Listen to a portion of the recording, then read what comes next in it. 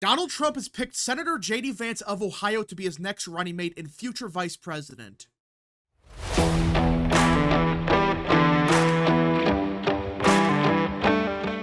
What is up, people of the internet? It is me, Real American, back again with a new video, and today we have to talk about the 2024 presidential election because Donald Trump has officially picked JD Vance to be his running mate, and I know. Vance was not many people's number one choice. Hell, he was maybe number two for a lot of people. Hell, maybe number three at best.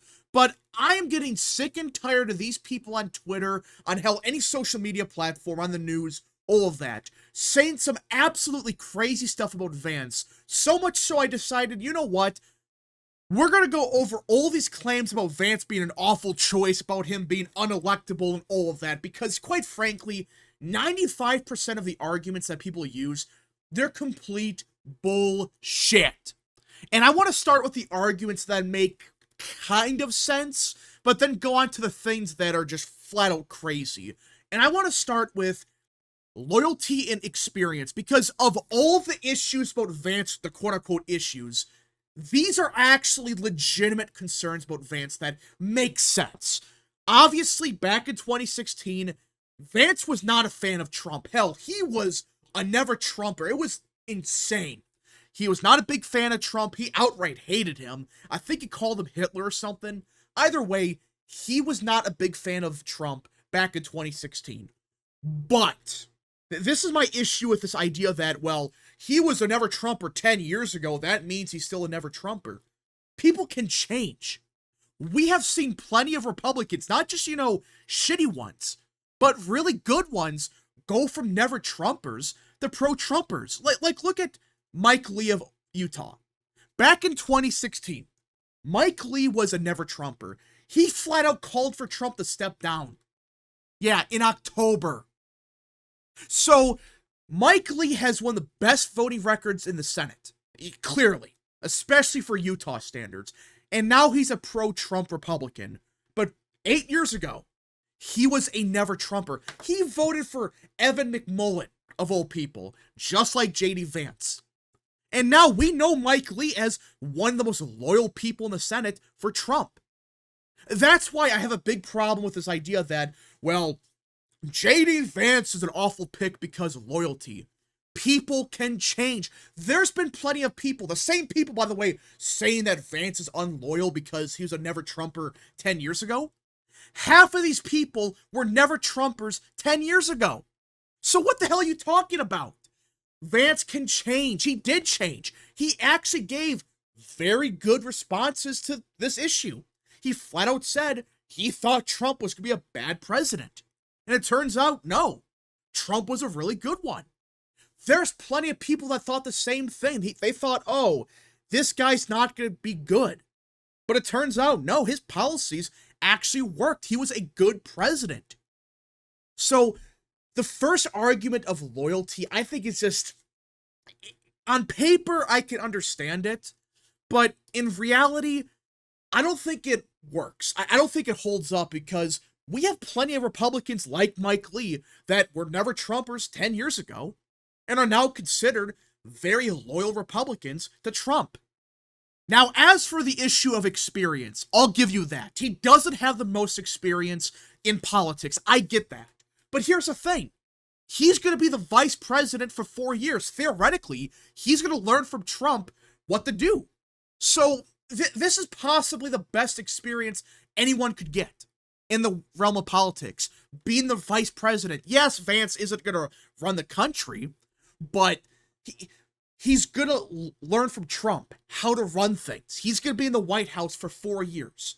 It's the best experience anyone could get in politics. So I think for the experience question, he's going to learn. So I think in 4 years, it's not going to really matter. And even now, it doesn't matter at all. Now, I know you could say, well, he's the vice president. He has to take over if something happens to Trump. I get that, but I think Trump or Vance would do just fine either way. So I think at the end of the day, the experience and loyalty questions, I can understand them. They are legitimate gripes about Vance, right? But at the end of the day, they're not the biggest issues, especially when you look back at 2016 where Mike Lee was a never Trumper, a bunch of people were, but now they support Trump. They are very good Republicans. But these are the only ones that I would say are legitimate. They're the ones that actually make sense.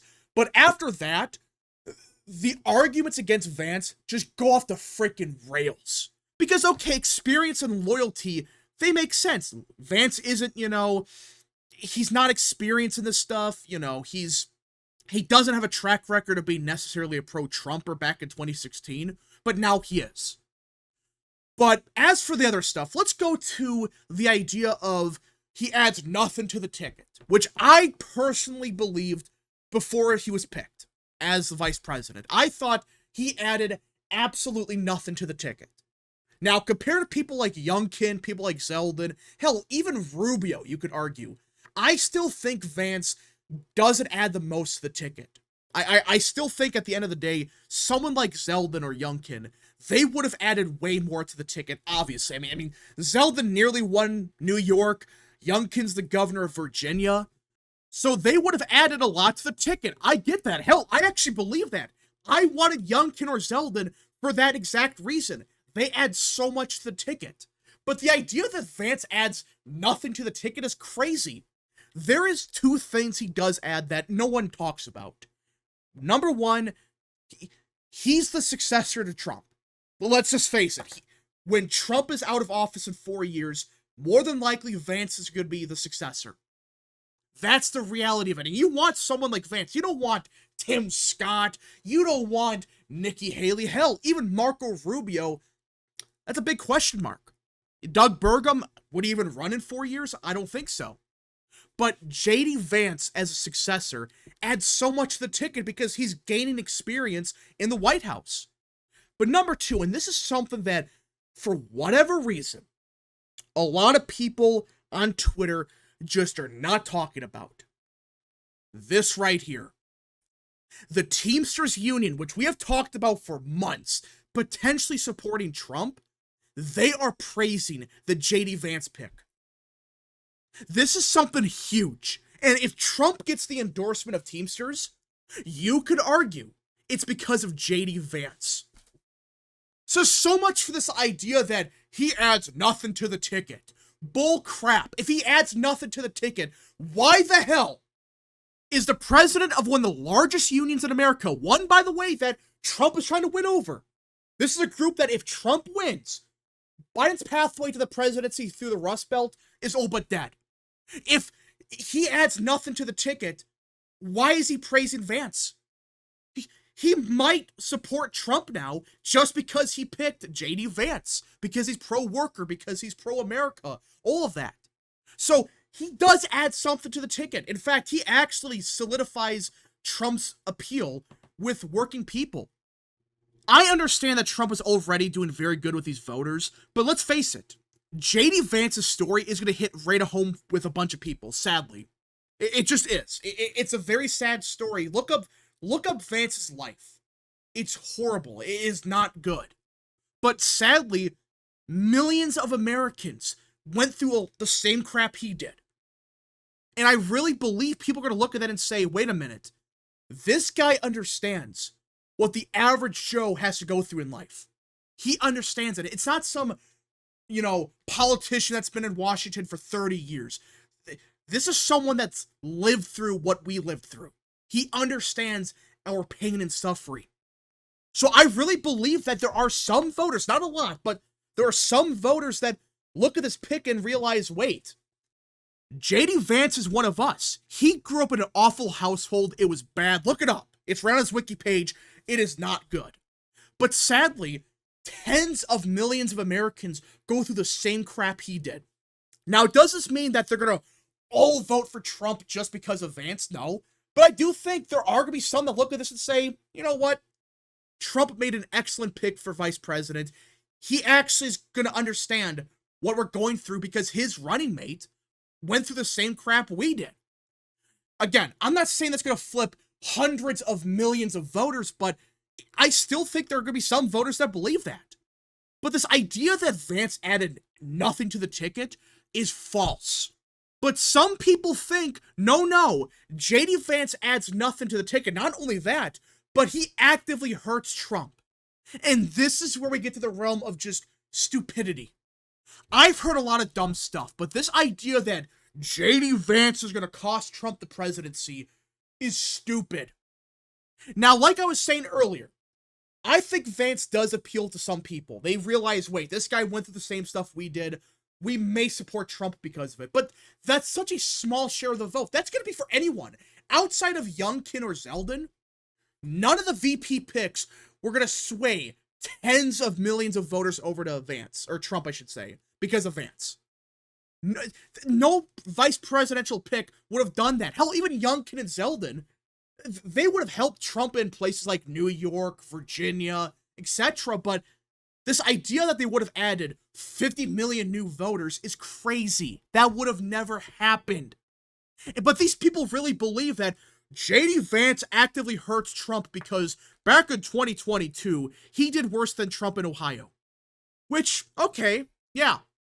JD Vance did worse in Ohio than Trump. That's true. He won Ohio by just over 6 points.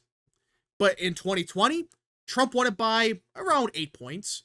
So JD Vance on paper did 2 points worse than Trump did in Ohio in a red wave. And that's why everyone is saying this is proof that JD Vance is an awful candidate. And this proves that he's electoral cancer in the suburbs. And this is the part that really infuriates me, this suburban crap. These people that say Vance, did worse than Trump, they're right. But they're right for the wrong reason. They really believe Vance fell apart in the suburbs. That's why he did so much worse in Ohio. Bull crap. That's not why Vance did worse. Hell, look at the exit polling. And there are other exit polls, but look at this. On CNN, Trump won the suburbs in Ohio by around 12 points. JD Vance, he actually outran Trump in the suburbs by a couple points. Do you notice where Vance did way worse than Trump in? The rurals. This is the key distinction. Yes, Vance did worse than Trump in Ohio. But not because he collapsed in the suburbs. Just look at places like Hamilton County. Vance did a half point better there. Butler did about the same. Warren only a 2-point shift Democrat. Places like Claremont, only a point Democrat. Franklin, 1 point Democrat. Hell, Delaware, only a half a point shift towards Ryan. Where Vance did worse in was the western part of the state, the Appalachia. This is where he fell apart in. And that's because Tim Ryan, he ran as the blue-collar Democrat, the rural Democrat, the moderate, all that crap. That's why Vance did so much worse in the rest of the state. If it wasn't for this, I guarantee you Vance would have won by 15. Tim Ryan was the best possible choice for Democrats in Ohio. He was. And even then, he lost by 6 points. He was the best Democrat they could have ran in 2022, and he still lost by quite a bit. But on top of that, you cannot seriously compare a midterm to a presidential year. And people are going to say, well, actually, 2022 was a red wave. That's proof that Vance underperformed. Yeah, it was supposed to be a red wave. And it was a red wave in New York, Florida, North Carolina. But in the rest of the country, not so much. Hell, states like Michigan, it was a blue wave. You cannot seriously compare a midterm to a presidential year. You just can't. That is stupid. And for those saying that Mike DeWine won by 20 points, therefore Vance underperformed by 14 points, and that's proof that he's bad. Yes, DeWine won by 14 or 20 or whatever it was. It was by a lot. But number one, he's the incumbent. He has incumbency. Number two, it's a governor's race. You cannot compare a governor's race to a Senate race. Look at Vermont. You have a quote-unquote Republican as the governor. Does that mean that the Republicans are going to win Vermont? No. It just means that these are down-ballot races. You cannot compare them to federal races. But on top of all of that, JD Vance actually went against a strong recruit. DeWine went against a nobody, and he won by 20 points. So this idea that, well, Vance was so bad in the midterms is just false. This idea he did so bad, yes, he did slightly worse than Trump, but not because he collapsed in the suburbs like everyone's claiming. That's their biggest argument. He's electorally cancer in the suburbs. That's false. He did better than Trump in these areas. Does that mean Vance is going to cost Trump the rural vote? If you actually believe that, because that's the logic these people are using, they believe Vance did so bad in the suburbs, which in reality, he actually did better than Trump in these areas. But if that theory applies to the rural vote, wouldn't that mean that Vance is going to cost Trump the rural vote? If you apply the same logic. No, that's not going to happen. There's no way in hell JD Vance is going to cost Trump tens of millions of voters in the rural parts of the state. I mean, seriously, he did better than Trump in the suburbs. And that's despite Tim Ryan running on abortion. But on top of all of this, like, you think that's bad enough? Like, okay, these people are just making up stuff left and right about Vance's electoral prospects. I just went over the fact that it's a midterm, you cannot compare a Senate race to a governor's race, all of that, all right? Like, you could believe that Vance is not going to add much to the ticket, but to believe that he's going to actively hurt Trump on the top of the ticket because of a midterm is crazy, right? You just don't know. Who knows? Maybe Vance actually helps Trump win 50 million new voters. It's not going to happen, but we don't know. A midterm election is not the same as a presidential one. But you think that's bad, like, okay, it's bad enough that they're saying that Vance is going to actively hurt Trump. That's stupid enough. When in reality, he actually did better than Trump in the suburbs, which is their whole argument. You think that's bad enough. But, for whatever reason, a bunch of quote-unquote fiscal conservatives called JD Vance a socialist and votes more in line with Elizabeth Warren than the average Republican. When I heard that, I thought it was a parody. I thought there's no way in hell people believe this. Nope. A bunch of quote-unquote conservatives really believe JD Vance is not a conservative, but a socialist. Let's just look at some of the scorecards. Let's look at Club for Growth. Vance is at 83%. Is it 100%? No. But look at all these other Republicans that are below him. Look at this. Steve Scalise, Max Miller, just keep going. John Curtis, of course. I mean, look at this. Club for Growth has Vance at 83%. Clearly above the average. Look at this. Look at how many Republicans are below JD Vance. Mitt Romney, 59%. That's someone that a bunch of people say is a true conservative. Yeah, bullcrap. It just keeps going.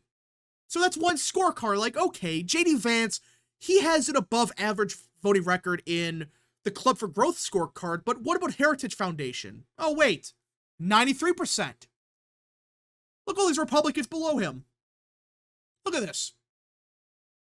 I mean, he's at 93%, and the average Republicans are like 70. Let's take a quick look at Americans for Prosperity. Oh, wait. A score of 100. Perfection. That's a perfect record, according to them. Numbers USA, 90%. It should be 100%. They sometimes get a bit nitpicky about, support great solutions. But on his actual voting record, he has a 100%. Does this sound like someone that's closer to Elizabeth Warren than the average Republican? No. This idea that he's a socialist is crazy. And you know what? Let's look for Elizabeth Warren. I'm curious. You know what? Let's look for Elizabeth Warren on Club for Growth. Let's see if we can find her. Okay, let's look for Warren. Let's see here. Let's see where Elizabeth Warren is. Oh, wait. 22%. With a lifetime score of 10. So, you're telling me that JD Vance, despite having a more conservative record than the average Republican, is somehow closer to Elizabeth Warren than the average Republican? What? That's the dumbest thing I have ever heard. But do you want to know why people call him a quote-unquote socialist despite having a perfect record on most scorecards? There's really three issues that make him a socialist. Number one, the minimum wage. he is open to the idea of raising the minimum wage.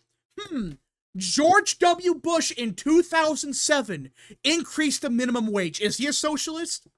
Of course he's not a socialist, but for whatever reason, some of these people think if you raise the minimum wage, that makes you a socialist. That is stupid. Hell, the average Republican voter supports it. I guarantee you, if they did a poll on this, 80 to 85% of Americans would want to increase the minimum wage. So, not only is it not socialist, right, but it's popular. Which, by the way, that destroys another whole argument that his policies are unelectable, when in reality, no. His economic policies are actually well received. They actually are supported by the vast majority of people. But either way, back to the point that we were making. Number 2, JD Vance supports trust busting. Therefore, he's a socialist. For one, trust busting is, except for like libertarians, is universally accepted. Everyone with a brain understands, okay, we cannot have monopolies running around. That's just common sense. But, so, according to these people, he's an automatic socialist for supporting trust busting. What? Wouldn't you want trust busting to increase competition? Wouldn't you want trust busting to have a free and fair market, a real one? That's the whole point. To actually have a free and fair market, you cannot have one corporation controlling the entire market. You can't. That's not good. So this idea that it's socialist and it's actually against capitalism, that's crazy. In fact, you could argue it's actually pro-capitalism to say, hey, we should probably break up monopolies. But number 3, and this is just the dumbest one, he supports unions. So does Trump. And I know some people think he's a socialist, but that's crazy. Just because you're pro-union doesn't mean you're socialist. And that's because if you're pro-union and that makes you a socialist somehow, that would mean Eisenhower in the 50s was a socialist. Hell, he ran as being a pro-union president, for crying out loud. Is he a socialist? No! This idea that everything's socialist because it's not all libertarian economics is crazy. But either way, the more you look at these arguments, the more you realize they're grasping at straws. They're just crazy. They don't make any sense. They're out of touch with reality. These people that say he's a socialist, he's unelectable, he doesn't add anything to the ticket, all of that. There's some arguments, like I said, you could argue he doesn't have the experience. He has a loyalty question. Fine. But to say that he's a socialist, he's going to cost Trump the presidency, is crazy. Anyways, folks, thank you so much for watching. If you guys did enjoy this video, smash the like button down below, subscribe, share with your friends, hit that little bell, follow the social media accounts in the description down below, and of course, join the channel today. Godspeed to all of you.